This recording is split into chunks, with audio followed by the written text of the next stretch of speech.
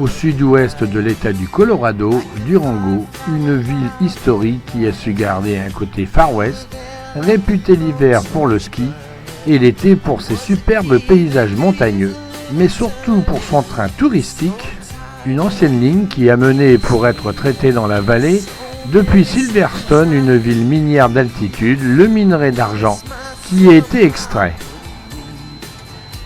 Construite dans les années 1880, puis quasiment abandonnée au début du XXe siècle, la ligne reprend une forte activité dans les années 60 à l'arrivée des touristes. Aujourd'hui, en juillet et août, au plus fort de l'activité touristique, il est impératif de prendre ses places plusieurs jours à l'avance si l'on veut s'engager dans une aventure qui durera 4 heures à l'aller comme au retour. Les dernières consignes de sécurité nous sont données avant le grand départ vers Silverstone, distante de 70 km. On peut effectuer le voyage en Presidential Class, en First Class ou en Thinking Class. Moi j'ai opté pour la voiture du gondola, des wagons ouverts me permettant d'être en phase avec la nature que nous allons traverser et que l'on dit exceptionnelle. C'est à grands coups de sifflet que nous traverserons Durango, les automobilistes circulant dans la ville, nous devant évidemment la priorité.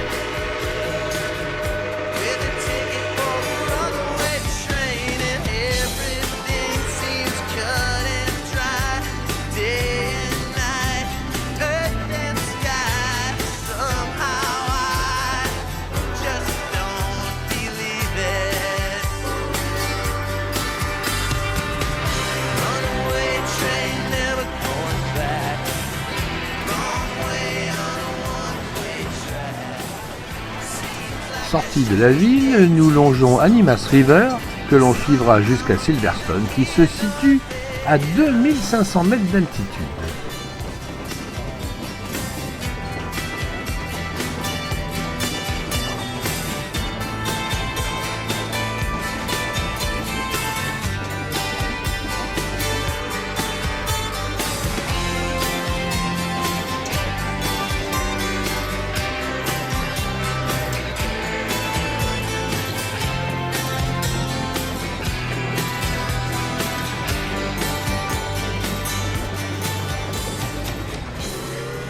Durant de nombreux kilomètres, nous traversons des villages entiers faits de caravanes, trailers, mobil-homes, qui sont pour beaucoup d'Américains leur résidence principale.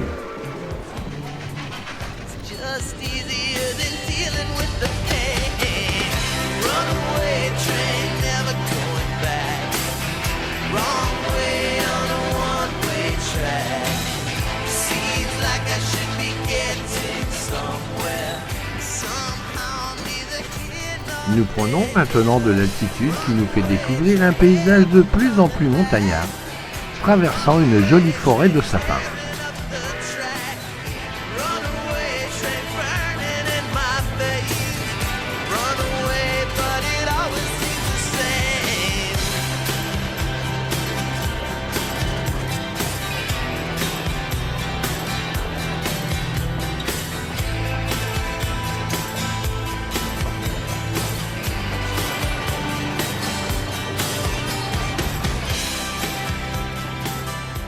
Et voilà que l'Animas River devient de plus en plus tumultueuse alors qu'elle se faufile entre les pans de la montagne. Quant à notre vieille loco, si je la sens un poil essoufflée, je la sens aussi sûre d'elle face à cette pente qu'elle affronte chaque jour et qui depuis le temps est devenue presque une amie.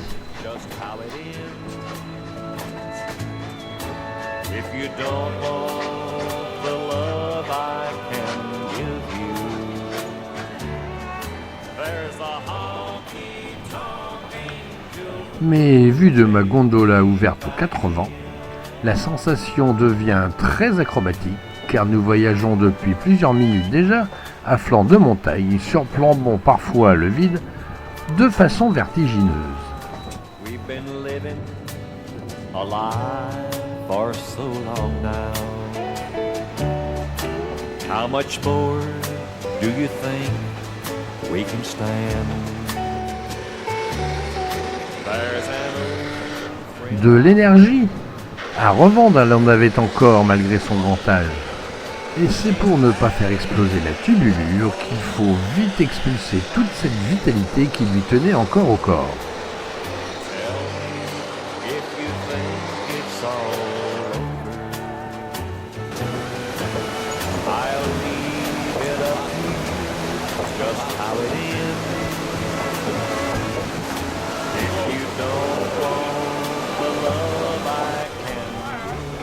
Le petit pont de bois passé, c'est maintenant sur la gauche de la voie que nous longeons le torrent, qui a dû faire un bond de plus d'une centaine de mètres pour revenir à notre niveau.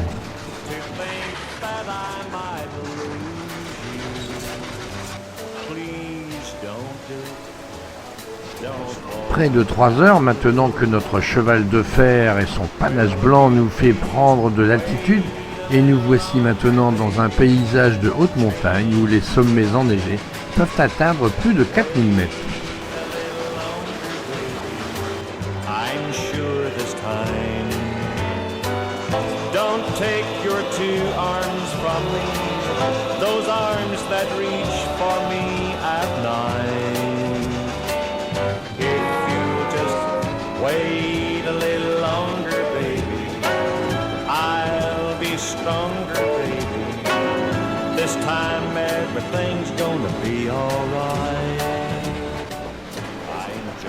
Je n'avais pas imaginé ça hier en prenant mon billet pour le wagon gondola, que le train allait devoir, ou presque, se frayer un chemin à travers la neige. Résultat, même bien couvert, avec bonnet et anorak, on se les gèle. Et ça ne va pas s'arranger, les premiers flocons commencent à tomber.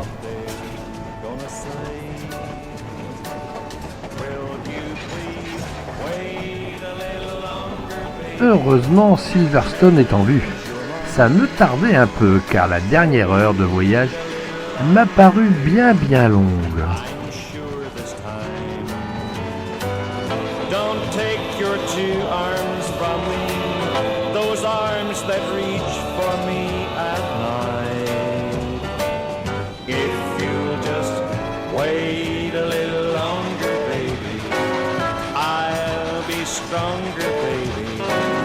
This time everything's gonna be alright. Will you please wait a little longer?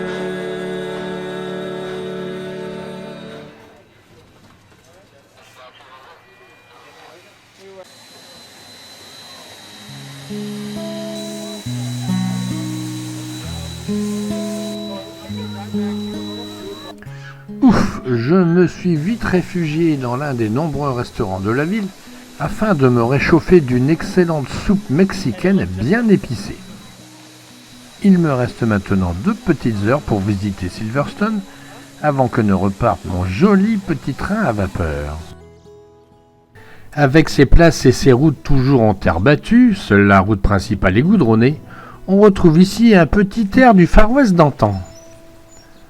Aujourd'hui, Silverstone est une petite ville dédiée essentiellement au tourisme.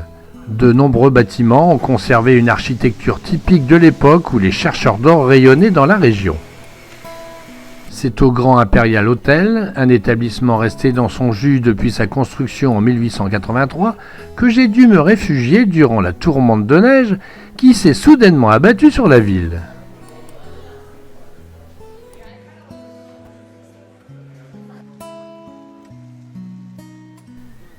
Et c'est reparti pour 4 heures de trajet, un trajet qui va me sembler particulièrement long, compte tenu d'une température glaciale que je vais devoir affronter dans mon wagon gondola.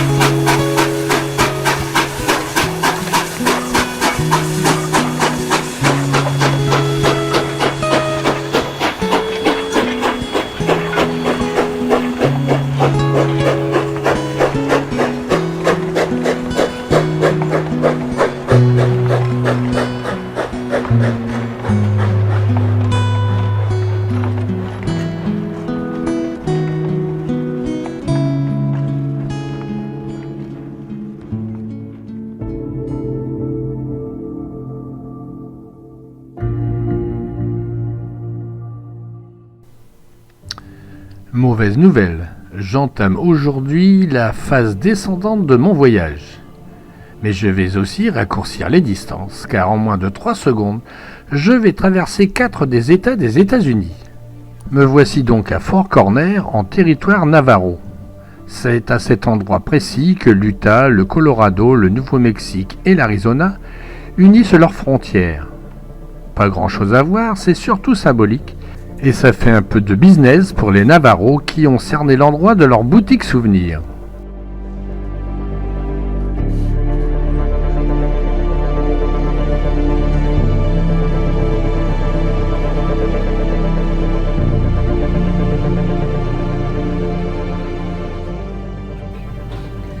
Je poursuis ma route en direction d'un des sites les plus emblématiques des États-Unis, celui qui tient la vedette dans bon nombre de westerns du siècle dernier, j'ai nommé Monument Valley.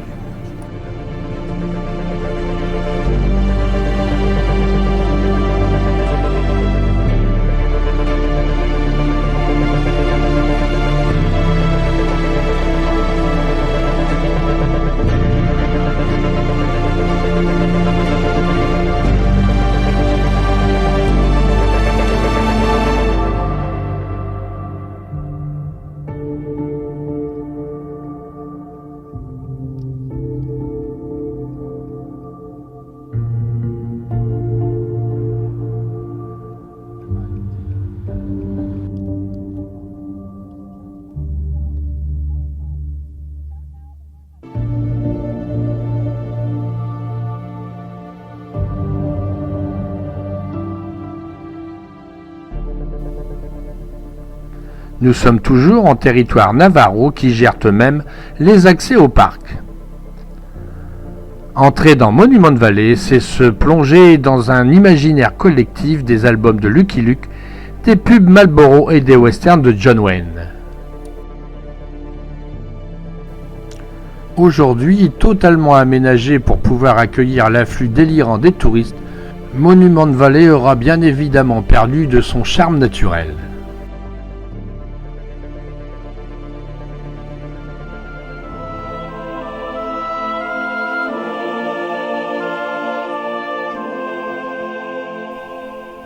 Toutefois, sitôt éloigné des infrastructures touristiques, le charme opère de nouveau, un long plateau aux couleurs rouge-orangé, hérissé de buttes colossales pouvant mesurer jusqu'à 300 mètres de hauteur, d'énormes monolithes sculptés par des millions d'années d'érosion, des panoramas grandioses qui ont attiré ici bien des cinéastes qui y tournèrent des dizaines de films, dont La Chevauchée fantastique en 1939 avec John Wayne, sûrement le plus emblématique des westerns tournés à Monument Valley.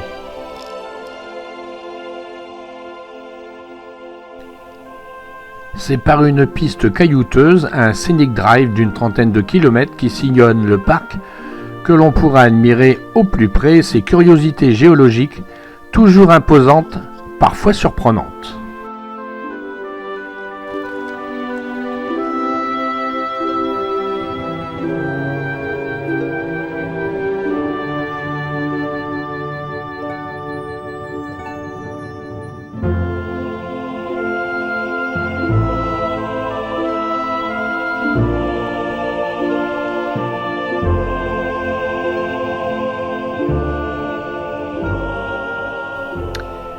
Et c'est à cet endroit précis que fut tournée la scène mémorable où l'on voit John Wayne sur son cheval devant un panorama grandiose réunissant sur la même image les 3 buts les plus connus de Monument Valley.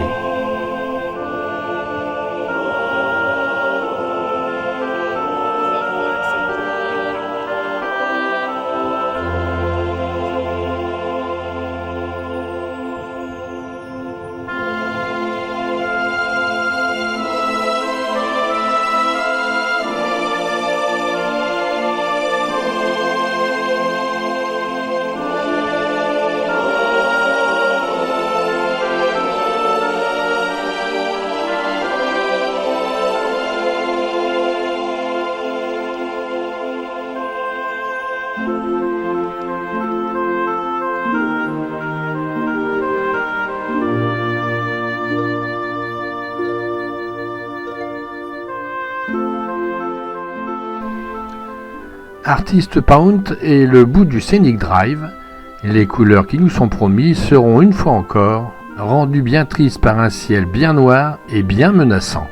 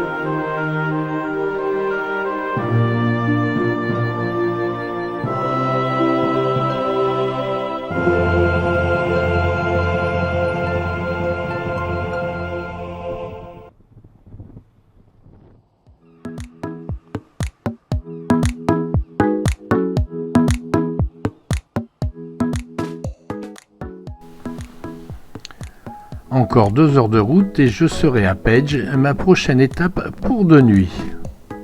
Page, une petite ville de 10 000 habitants, au cœur d'une des régions les plus intéressantes de l'Ouest américain.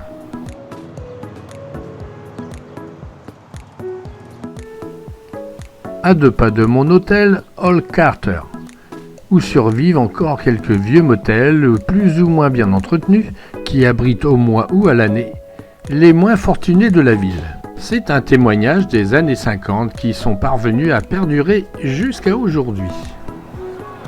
C'est bien sûr la bonne odeur du barbecue qui m'a attiré jusqu'ici, et allez savoir pourquoi l'endroit m'a paru tout de suite bien sympathique.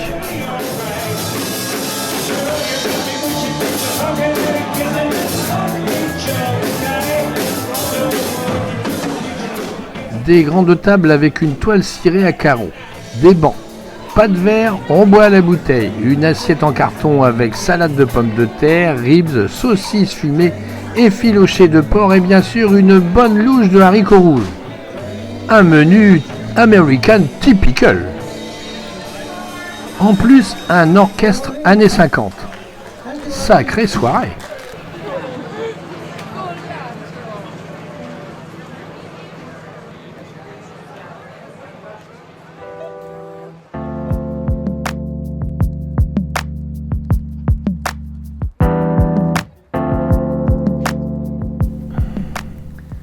Page est situé au bord du lac Powell, un lac artificiel créé sur le fleuve Colorado en 1963 par le barrage de Glen Canyon.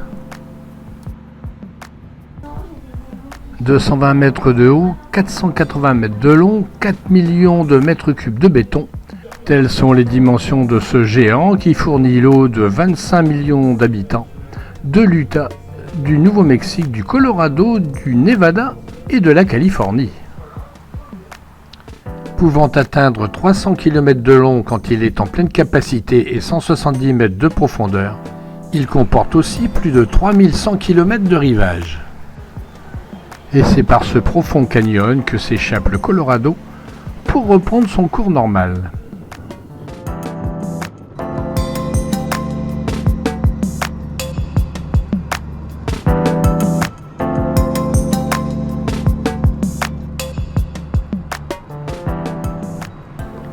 Ce sont chaque année des centaines de milliers de touristes qui viennent profiter du lac Powell et de ses nombreuses activités aquatiques, mais aussi pédestres, de nombreux itinéraires étant proposés aux marcheurs qui peuvent ici évoluer dans un cadre hors du commun.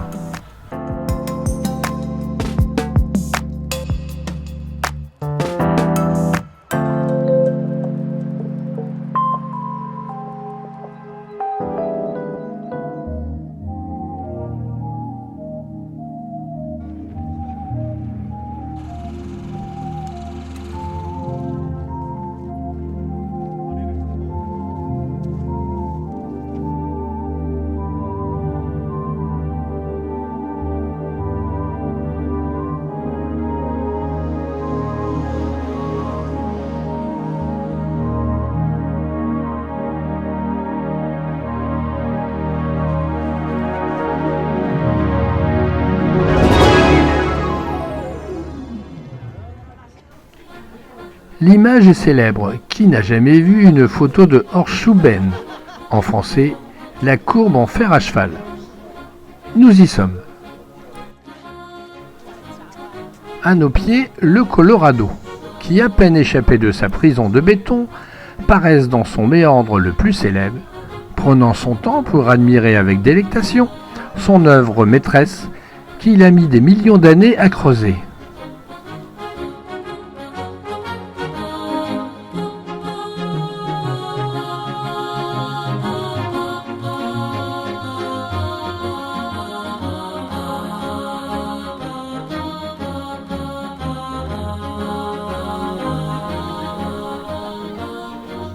Ici, comme partout ailleurs d'ailleurs en Amérique, mieux vaut ne pas avoir le vertige. Un à-pic sans aucune sécurité de 250 mètres nous sépare du Colorado.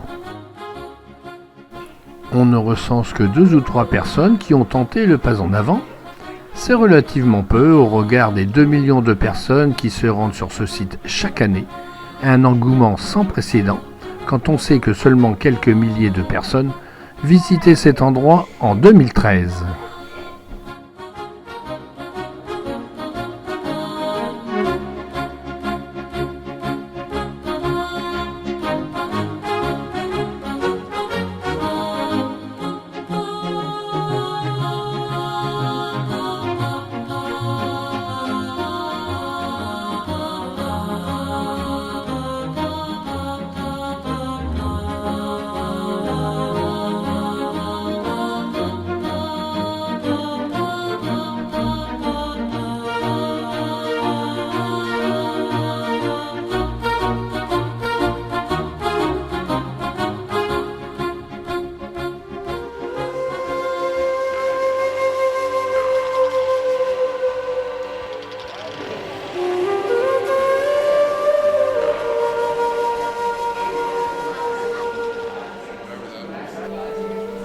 Toujours à quelques kilomètres de Page et toujours en territoire Navarro, Antelope Canyon, l'un des plus beaux bijoux géologiques des États-Unis. De profondes failles dans la croûte terrestre, taillées, creusées, façonnées par l'eau et le vent, où les parois de grès poli arborent une couleur rouge-orangée, des plus intenses. À certaines heures de la journée, lorsque les rayons du soleil parviennent à pénétrer à l'intérieur de la faille, cet endroit devient absolument féerique.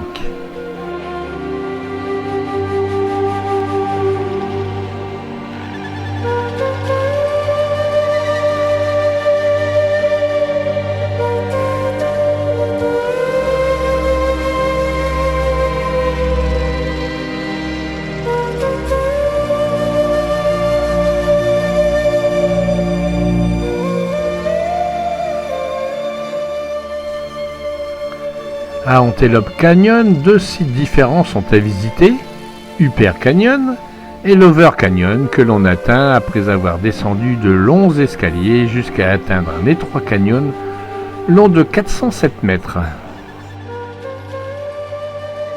Puis c'est un défilé sinueux entre 2 parois aux formes improbables, aux couleurs variées pouvant aller jusqu'au violet, laissant le plus souvent apparaître le ciel bleu au-dessus de nos têtes.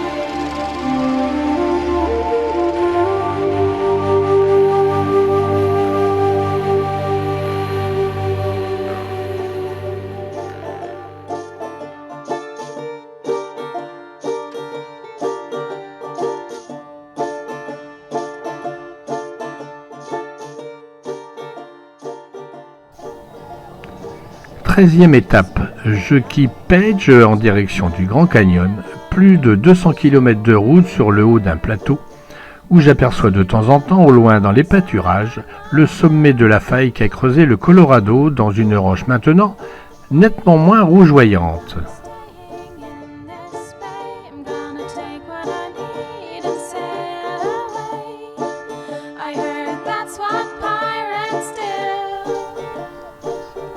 En prenant de l'altitude, j'entre maintenant dans Kaibab National Forest, qui se situe sur le territoire du parc du Grand Canyon.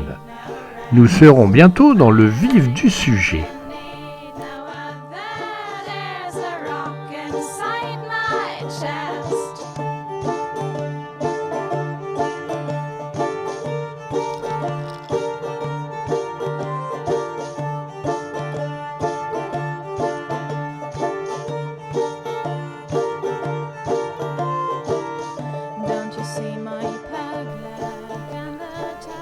Desert View Drive, c'est l'entrée est du canyon, une route qui longe le Colorado et qui offre de nombreux points de vue superbes et différents.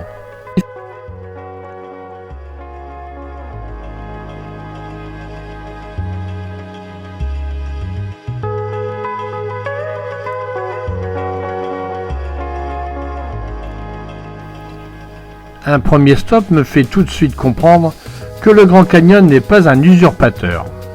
D'ailleurs, le mot grand est un peu faible, on pourrait y ajouter immense, imposant, grandiose, sublime, que l'on serait encore en dessous de la vérité. Quelques chiffres: 450 km de long, de 5 à 30 km de large, une profondeur moyenne de 1300 mètres pouvant atteindre les 1600 mètres.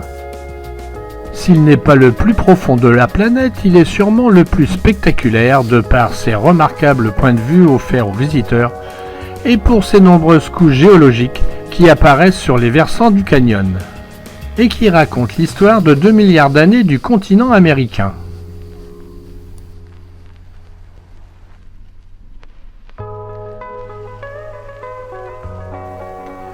Au Visitor Center, on abandonne sa voiture. 3 lignes de navettes gratuites sont à la disposition des visiteurs. J'opte pour la bleue qui me conduira à Rimtrail, un chemin cimenté au bord du canyon qui permet une balade facile dans un environnement pas si sauvage que ça puisque envahi de boutiques, souvenirs et de marchands de hot-dogs. Toutefois, les paysages sont superbes, bien que de gros nuages atténuent considérablement leurs couleurs. D'ici partent de nombreux sentiers de randonnée, dont un qui mène jusqu'au Colorado. Il faut compter une journée de marche pour atteindre l'hôtel camping qui se trouve au fond du canyon. La réservation y est obligatoire. Il faut s'y prendre 1 an à l'avance au moins.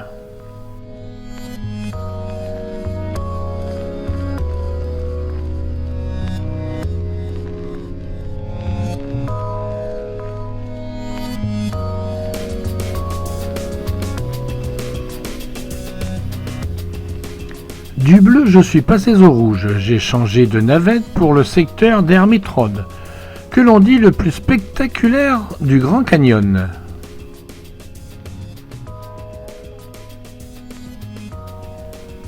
Ici, un chemin vraiment sauvage, toujours en bordure du canyon, mais tracé dans de la caillasse, encombré de racines dangereuses, mieux vaut lever les pieds.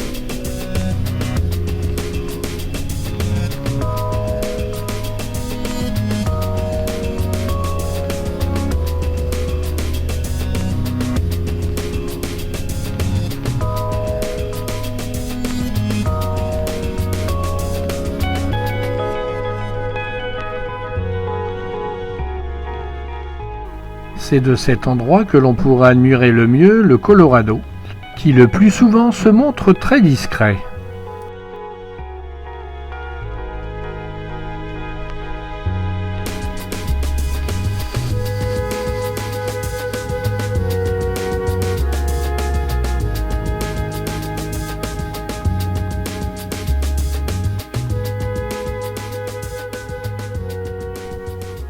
Mais voilà que la pluie s'est invitée à la fête.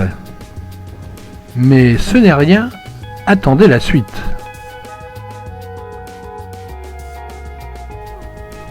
L'averse passée, on pourra continuer à se régaler de ces fabuleux paysages que l'on ne peut rencontrer qu'au Grand Canyon.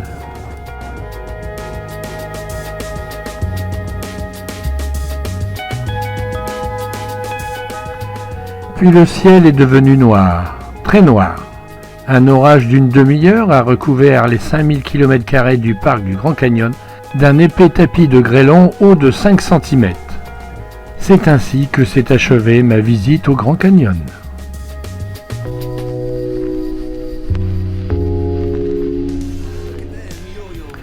La deuxième demi-étape de la journée me conduira à Sedona, une ville très réputée pour sa beauté naturelle et sa douceur de vivre. Me voici donc au sud de la route 66, ce qui me donne l'espoir d'un temps plus ensoleillé pour la fin de mon séjour.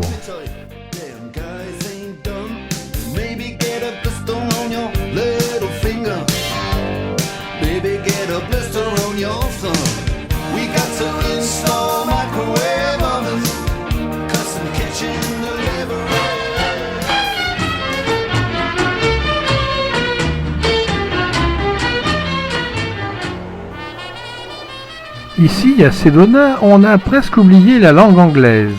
On ne parle plus qu'espagnol.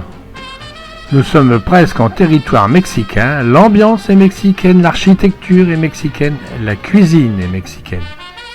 J'envisage donc, avant de me mettre au lit, une bonne margarita suivie d'un bon tacos aux haricots noirs. Quel programme!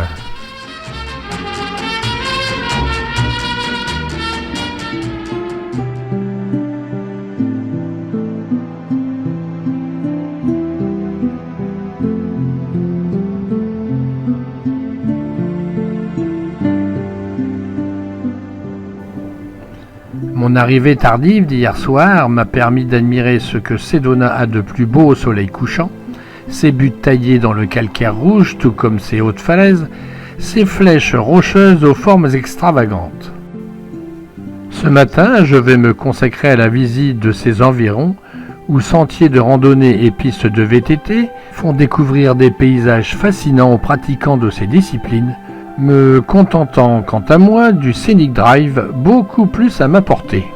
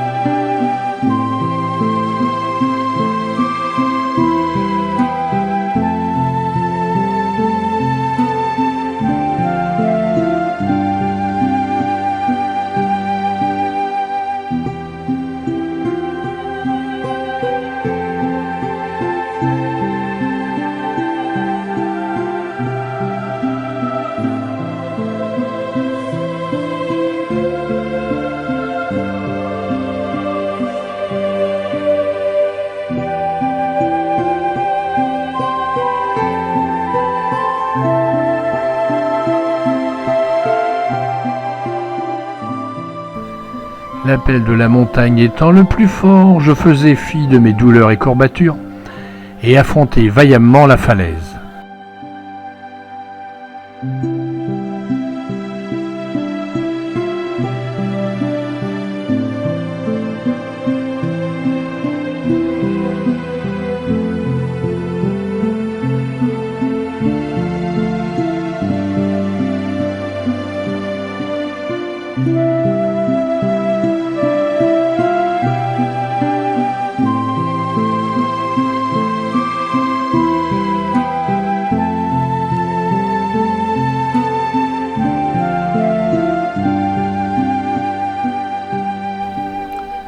Tout le monde vous le dira, la chapelle Sainte-Croix est à voir. À l'architecture moderne, construite en 1956, elle s'intègre parfaitement à son environnement malgré ses 76 mètres de haut.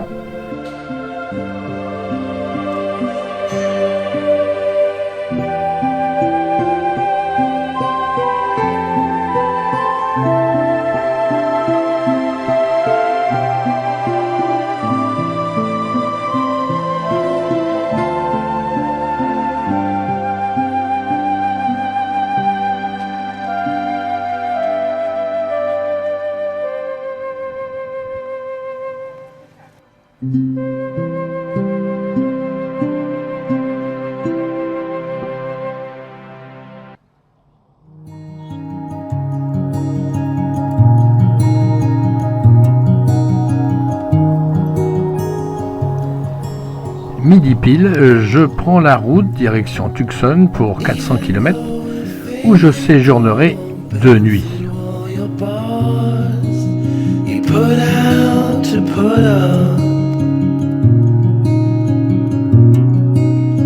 Even while your lightning smile was shaking in the smoke,